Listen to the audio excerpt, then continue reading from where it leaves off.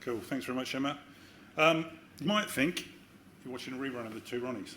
You're not. I am Peter Child. I'm European CEO of Strategic Risk Solutions, SRS. If you don't know who SRS is, we are the world's largest independent insurance manager. We're the world's largest management-owned insurance manager, and we're the world's fourth largest insurance manager, full stop.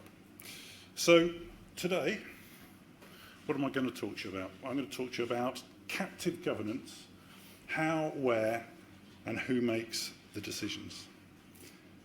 When Richard asked me to talk here, I was delighted, obviously, because it's a fantastic opportunity to meet lots of people and talk to you. Brilliant. When he said you'll be on after lunch, I thought, well, okay, fine, yeah, I can take that. When he said you'll be talking about governance, okay. Well, let's see how we can make it vaguely interesting. I have to kind of explain that what I've done here is just try to reflect my own thoughts on governance, and I've reflected my own thoughts in governance in terms of a standalone, wholly owned company, primarily kind of within a Guernsey type of environment. There are lots of different permutations to how governance will work depending upon the corporate structure, depending upon the particular domicile, but it's such a massive subject, I thought we'd focus right down on that kind of particular environment, and it's primarily because it's an environment I know well. So what I wanted to very much briefly talk about was the players. So who are the interested parties when we come to consider captive governance? I wanted to then think about outsourcing versus service providers, and we'll talk a wee bit more about that as we get there. A little bit about responsibility and how you ensure that if you have that responsibility, those that you delegate the responsibility to are kind of meeting the requirements. Then who does what, and the grey areas that exist in between, which is probably one of the more exciting areas. And finally, why does location matter? And I would like to stress, if anyone at any point wants to jump in, ask questions, make points, kind of tell me what I've missed, that'd be great. And actually, this first slide, there is a prize on offer. Those I thought of, as I was sitting there, as the major players. So who are the interested parties when it comes to captive governance? You've got the board of directors, you've got an insurance manager, a broker, various different insurance service providers, auditor, actuary, investment manager, potentially other service providers. And it occurred to me this morning as I was coming over on the plane, dreaming about this moment, I might have missed a major stakeholder. Who have I missed? Oh, we're not that interested in the regulator. No, that wasn't what I thought of, so that's two, okay. Yes, a captive owner. No shareholder, and indeed no insured. Obviously the captive owner. Also the captive insured is a major player. But the reason I think that I didn't include it was because already I was going from the point of view that we were looking at a captive in its own environment. And within that environment, the shareholder, strangely enough, has a fairly limited role to play in terms of governance. So the shareholder has the right to appoint directors via an AGM, but that's about it. And thereafter, once you've appointed your board of directors as a shareholder, you're relying upon that board of directors to undertake the governance of your vehicle. So it was an oversight, obviously, because shareholders pay my wages, so apologies for that. But I thought it is very important to delve into, once we've got kind of the shareholders out of mind to a certain extent, how then in practice on a day-to-day basis is governance dealt with. And before I'm going to delve into those various different players and the roles they play as we kind of run through the slides. But first of all, before we do that, I wanted to talk about the difference between outsourcing versus service purchase, because you've got this whole kind of miasma of service providers. And you can look at them and say, okay, well, I'm paying you to do this and I'm paying you to do that. But is there any difference in terms of my delegation of responsibility as a member of the board of directors of a captive if I'm paying you to do a certain kind of activity versus paying you to do another certain kind of activity? And I would say, yes, there is. Because if you are outsourcing an activity effectively, as I put here, you are contracting a third party to perform activities that could typically be done internally and that remain responsibility of the board. And that's different from buying in a service. so just buying a service that assists the company in achieving its objectives. And we'll develop on that thought as we go through what those kind of services are. So what are the kind of outsourced activities and what are the kind of purchase services? So from an outsourced activities point of view, and the way I thought about this really was thinking about the Solvency II model, thinking about key functions, thinking about the kind of functions that fall within the regulatory remit. So underwriting, claims handling, accounting, company secretarial, compliance, internal audit, risk management, actuarial, all those kind of functions that generally speaking either the insurance regulator or as a result of companies' legislation, you as a board of directors are required to undertake to ensure that you are complying with that legislative framework which makes sure that you are running your company properly according to those who have set those requirements. Purchase services, you might call them kind of optional purchases, even luxury services should you desire, might include broking, investment management, external audit, risk management, actuarial again, and consulting. So risk management and actuarial, to my mind, potentially you've got they might fall within either an outsourced activity or they might fall within a purchase service, depending upon the environment where your captive is based and depending on actually exactly the type of risk management activity that's being undertaken or the type of actuarial work that's being undertaken. Any questions, any thoughts on any of that? So now we've established what's outsourcing and what's just a service purchase. We're going to move on just for one further reflection before we get into who actually performs those kind of outsourced services and who performs those purchase services. And this is about the governance framework. The Director of Banking and Insurance Regulation in Guernsey, Jeremy Quick, issued a letter to all boards of licensed entities, insurance licensed entities in Guernsey last month. And I've just kind of taken this point because it's incredibly important and it fundamentally underlines the role of the board. Confusion can arise between the respective roles of the insurer board and the insurance manager. Our observation is that we sometimes see a board in effect handing over the running and direction of the company to an insurance manager. In fact, the board alone remains accountable for the company and always needs to oversight a manager. Despite the fact I'm pretty sure oversight isn't a verb, it's clear what is being put across here. So there are times, there have been times, and these are examples of bad practice, not common practice, but there are times when a shareholder will appoint a board of directors who believe that their responsibility is pretty much dealt with once they appoint an insurance manager. And you can kind of see why people fall into that way of thinking. An insurance manager is a regulated entity in a Guernsey environment anyway, and therefore, they should be competent to be able to run that company, and therefore, why can't I just wholly rely upon them and their PI policy and their professionalism? You can't, because you're a director of a company. As a director of the company, you maintain a responsibility at all times for the governance of that company. And that's why it's important that if you are looking to either establish or have already established a captive and are a captive owner and therefore have appointed a board of directors, or indeed you are that captive owner's representative director on the board, it's incredibly important that you understand the nuanced difference between an outsourced service provider and a service provider, and also you understand why the quality of insurance manager that you employ is important above all else.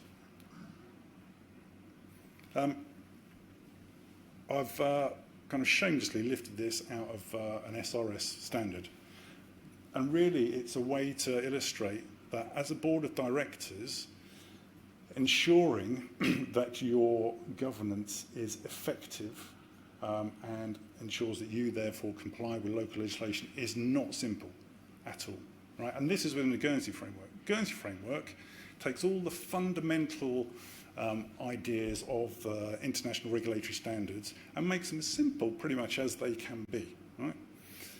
But still, within the Guernsey framework, you have to have, we believe as SRS, That corporate governance framework, which will entail a business plan, a risk management framework, a risk register, a set of standard policies and procedures. Some will be bespoke, some will be standard according to the risk manager. And this is on top of various different regulatory required documents and frameworks. And all of these, as you can see within them, loads of different sub-policies and like. It's a complex framework of documents which record the way that you as a board of directors can be comfortable that the governance of your captive is being done properly.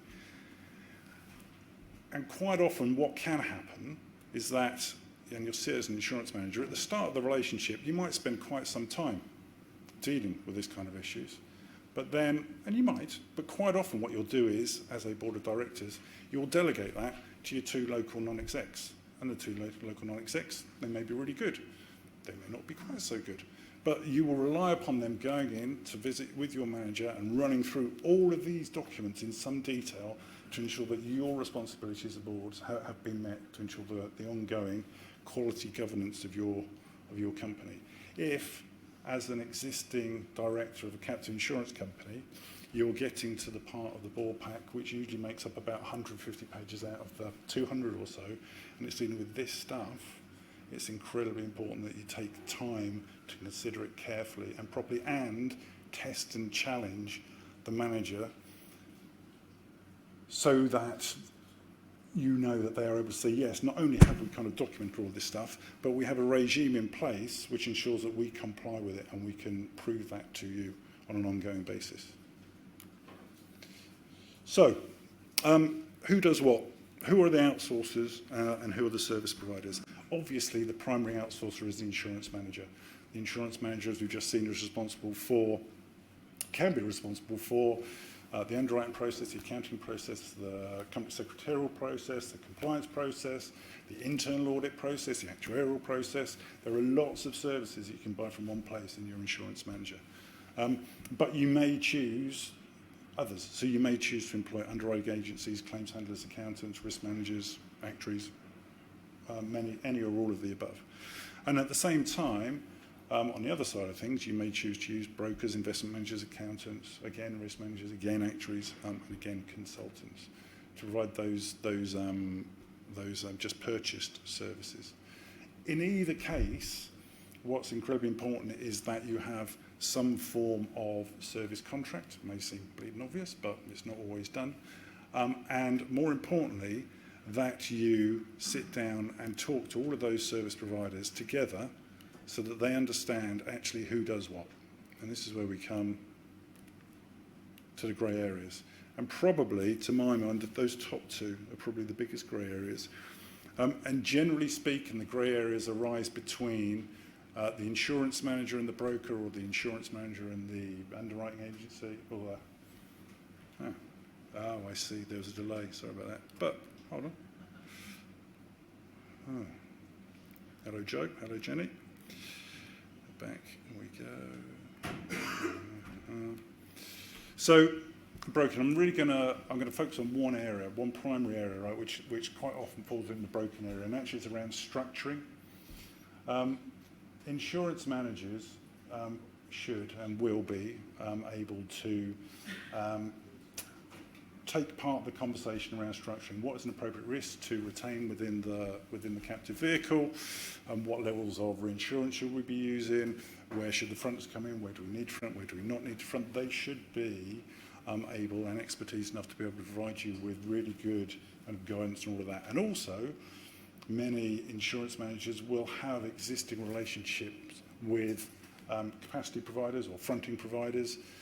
Sometimes there'll be kind of specific captive products that reinsurers are marketing to captive managers because they think that's a good way in for them to be able to establish relationships with captive owners, because they see captive owners as more sophisticated buyers of more sophisticated reinsurance products.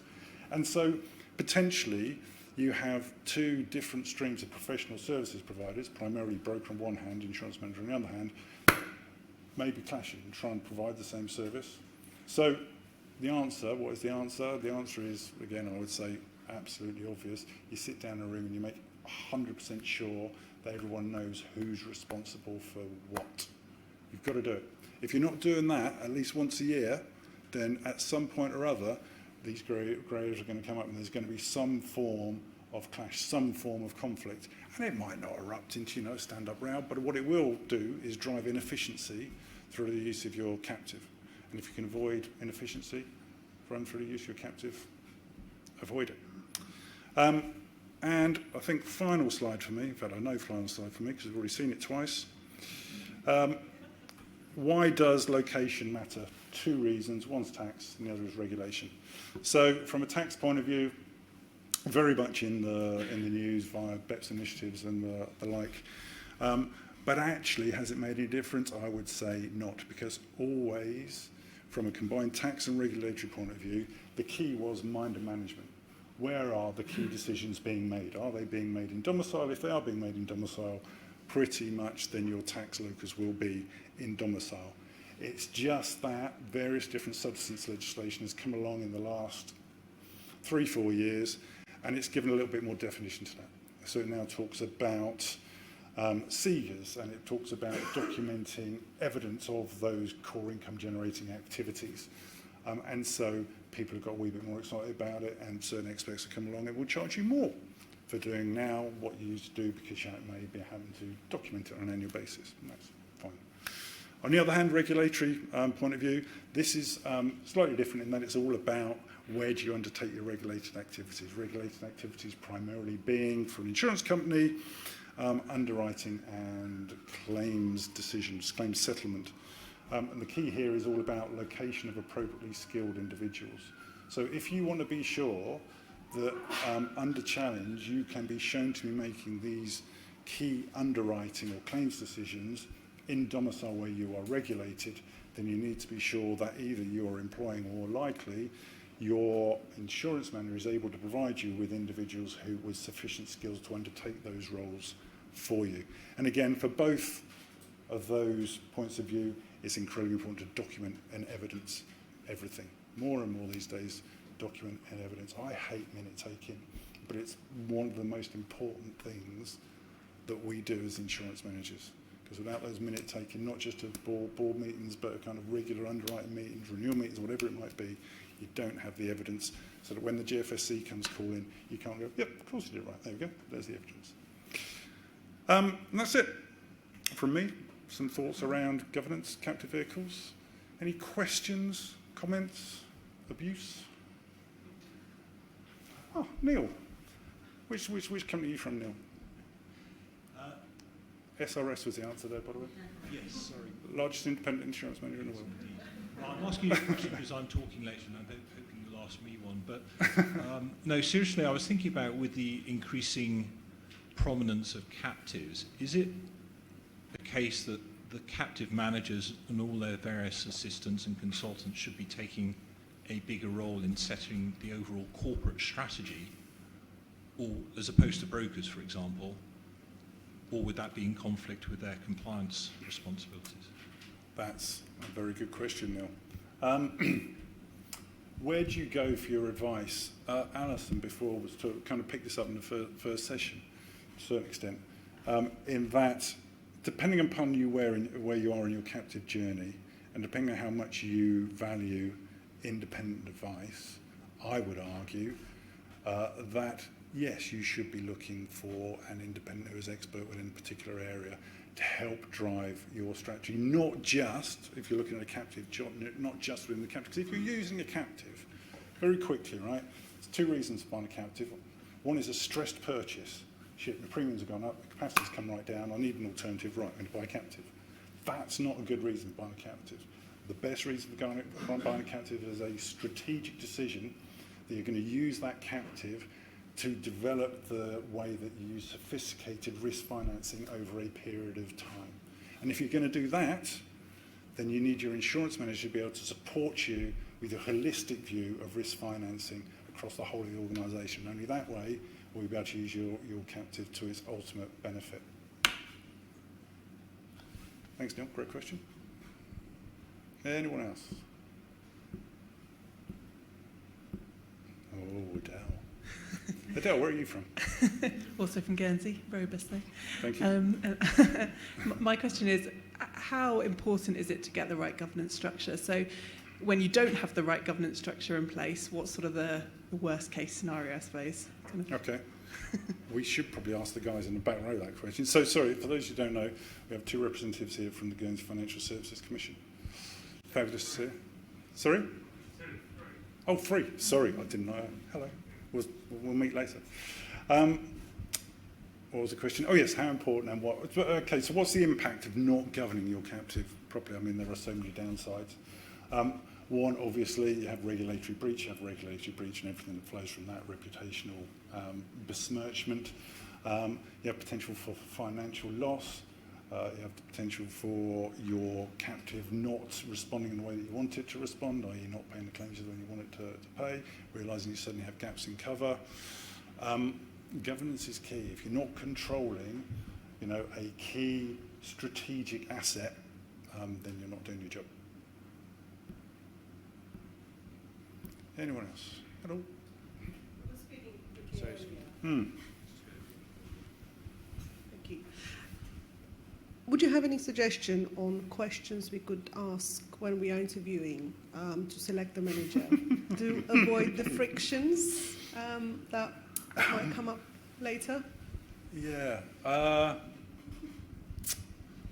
can't. Yeah, I could, but that would be taking advantage. So I'll tell you what. Right, who have we got here? So we've got a representative from Willis. We've got a representative from Robus.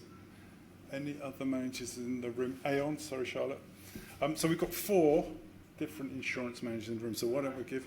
Sorry, Stuart. Artex as well. We've got 5 different insurance managers in the room. So why don't we ask them each to give one answer to that question? Can you just repeat the question, please? Sorry. What questions should we be asking to make sure that we're compatible and we're making the right choice? When it comes to selection of When it the comes to insurance selection, manager. yeah, correct. Cool. Charlotte, do you want to go first?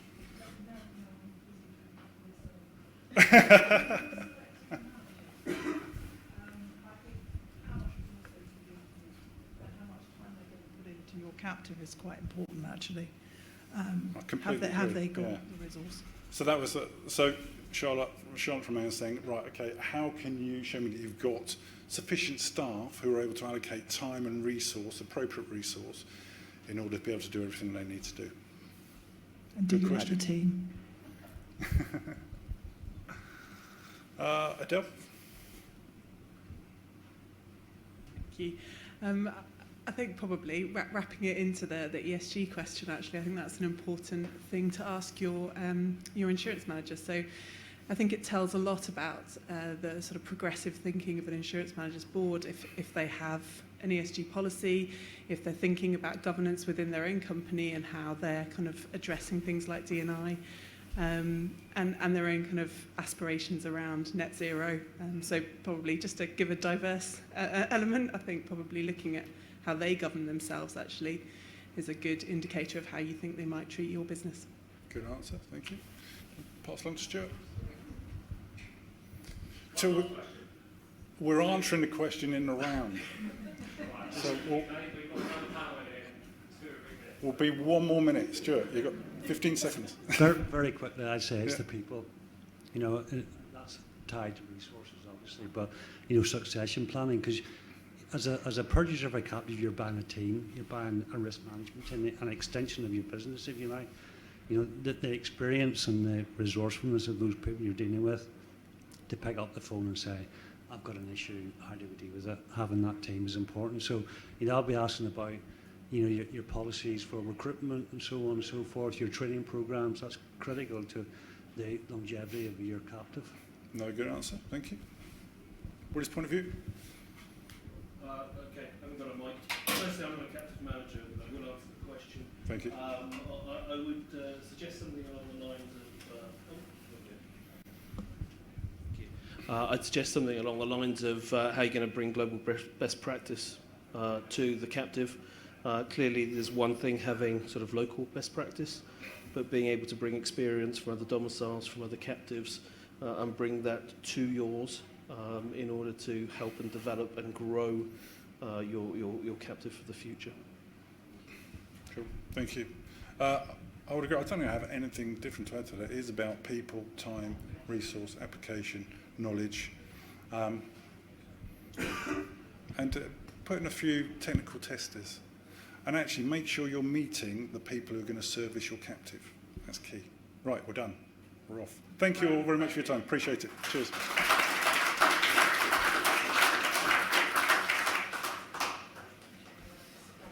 Cheers, Peter. So I'm just going to get our speakers to come up and get mic'd up. So we have a couple of minutes if you do want to have a comfort break or grab some. There is some water out there. I'm trying to get hold of some more water. But yeah, 2 or 3 minutes change over, and then we'll be back in this room.